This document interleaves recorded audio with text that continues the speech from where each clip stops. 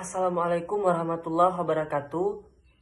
Saya Fikri Aulia Erda dari kelompok 2 ingin menjelaskan pemaparan yang telah kami buat yang berjudul digitalisasi ekonomi serta kaitannya dalam ranah internasional. Sebelum kita masuk lebih lanjut, sebelum teman-teman saya menjelaskan lebih dalam mengenai faktor-faktor kemudian pokok-pokok yang ada di dalam digitalisasi ekonomi, marilah saya menjelaskan kepada teman-teman agar mudah dipahami definisi umum daripada digitalisasi ekonomi itu sendiri. Digitalisasi ekonomi adalah fenomena di dalam ekonomi yang muncul yang diakibatkan oleh digitalisasi ekonomi. Nah, pada awal kemunculannya nih teman-teman, digitalisasi ekonomi itu biasa disebut dengan ekonomi internet. Jadi segala yang ada dalam digitalisasi ekonomi yaitu mungkin berupa pemasaran dari suatu negara ke negara lain, kemudian ada jual beli di suatu negara ke negara lain, pokoknya di dalam ranah perdagangan internasional itu digunakan atau dimanfaatkan lebih mudah dengan adanya ekonomi internet ini.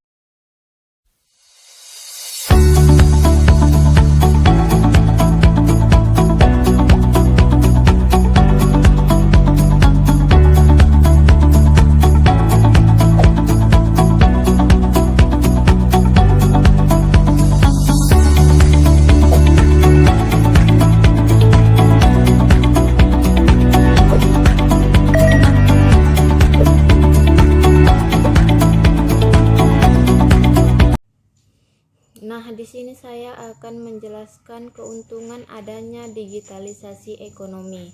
Ekonomi digital telah mengubah segala aktivitas ekonomi menjadi lebih baik, lebih cepat, lebih mudah dibandingkan dengan masa sebelumnya.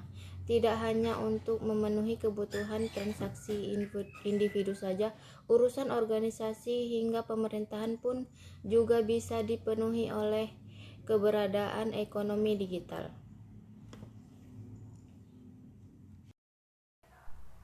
Contoh ekonomi digital, berbagai bisnis produk dan jasa perlahan-lahan mulai bertransportasi secara digital.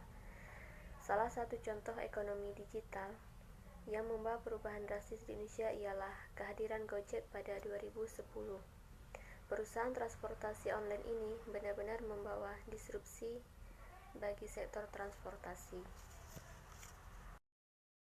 1991, seorang bernama Tim Berners-Lee memperkenalkan istilah World Wide Web pada dunia, dan sejak situlah internet mulai mendunia.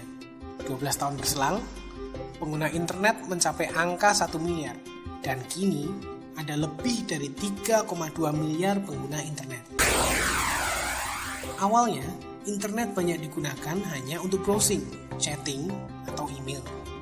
Namun, seiring perkembangan zaman, makin banyak website, makin banyak media sosial, makin banyak pula orang manfaatin internet menjadi sarana transaksi ekonomi atau populernya disebut e-commerce. Dan e-commerce menjadi game.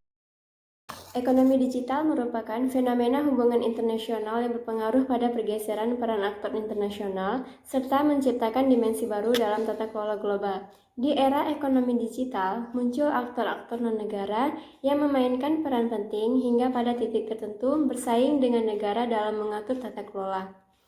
Ekonomi digital juga bersifat multidimensional karena berdampak pada berbagai sektor. Pertama, memunculkan jenis pasar baru seperti e-commerce di sektor ekonomi. Kedua, mendorong e-government sebagai dampak di sektor politik.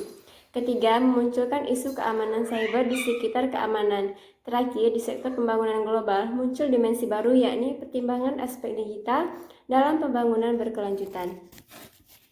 Di Afrika ada Jumia, Namsi di Timur Tengah, Jabong di India, Lazada dan Zalora di Asia Tenggara.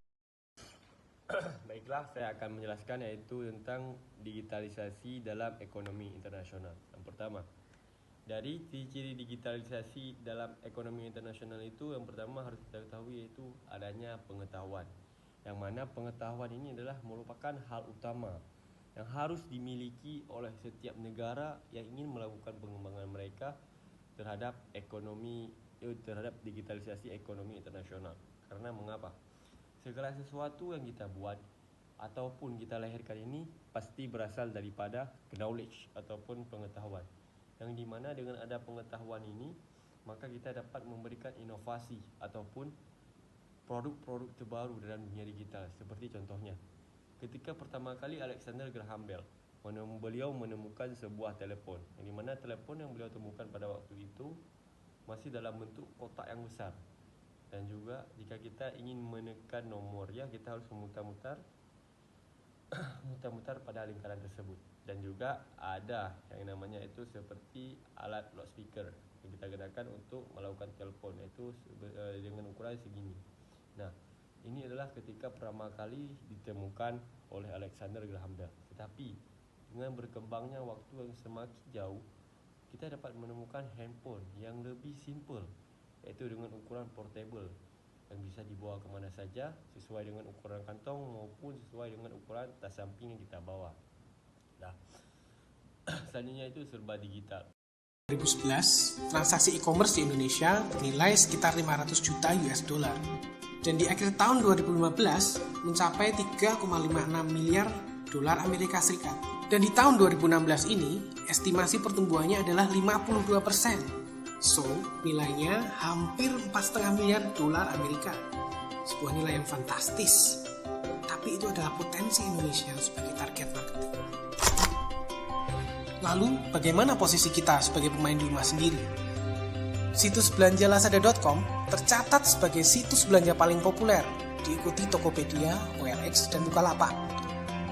2015 adalah tahun yang hebat untuk perusahaan rintisan online atau sering disebut startup di Indonesia. Sedikitnya ada 70 aliran investasi yang diumumkan secara terbuka. Itu belum termasuk yang tertutup. Menurut Daily Social Startup Report 2015, startup terbaik di tahun. Baik, di sini saya akan menyambung sedikit penjelasan dari materi kelompok kami.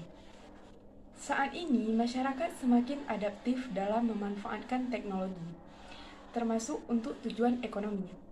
Teknologi digital telah membuka kemungkinan kolaborasi yang lebih besar di antara pemangku kepentingan ekonomi dalam rangka memperluas perdagangan, menciptakan lapangan pekerjaan, dan meningkatkan akses ke layanan publik. Nilai ekonomi digital Indonesia tercatat sebesar 44 miliar, menjadi yang tertinggi di ASEAN. Angka ini diperkirakan akan terus tumbuh hingga 8 kali lipat pada tahun 2030 mendatang.